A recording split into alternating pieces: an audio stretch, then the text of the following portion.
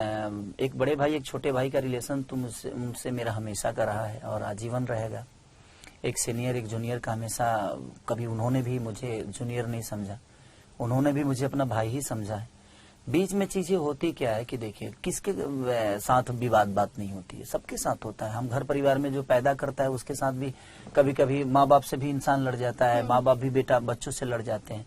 तो ये कोई बहुत बड़ी बात नहीं थी। और लड़ाने और लड़ने वाले कुछ जो नाम के पत्रकार बने हुए हैं, जिनके पास बोलने का कोई हिसाब नहीं है, जिनके पास पता ही नहीं है कि हाँ पत्रिका का मतलब क्या होता है, वो लोग, उनके तरफ से भी मेरे तरफ से भी कुछ छोटी छोटी चीजें करके, और हम दोनों के बीच में ऐसी चीजें थी। ऐसा सभी वो मिले हैं मेरे से, मैं उनको सम्मान किया हूँ।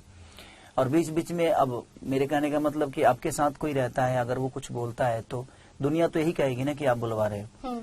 तो इसलिए चीजें हो गई थी और उसका अफसोस मुझे भी है। ऐसा नहीं कि मुझे अफसोस नहीं है, क्योंकि हम भी चाहते हैं कि हम सब मिलकर भोजपुरी इंडस्ट्री को बड़ा करें।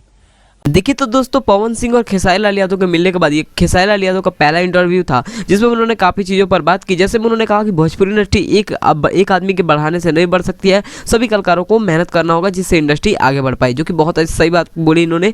एंड वीडियो पसंद आए तो वीडियो को लाइक करके चैनल को सब्सक्राइब कर देना एंड कॉमेंट जरूर बताना पवन सिंह और खेसारी लाल यादव के मिलने से क्या इंडस्ट्री आगे बढ़ पाएगी।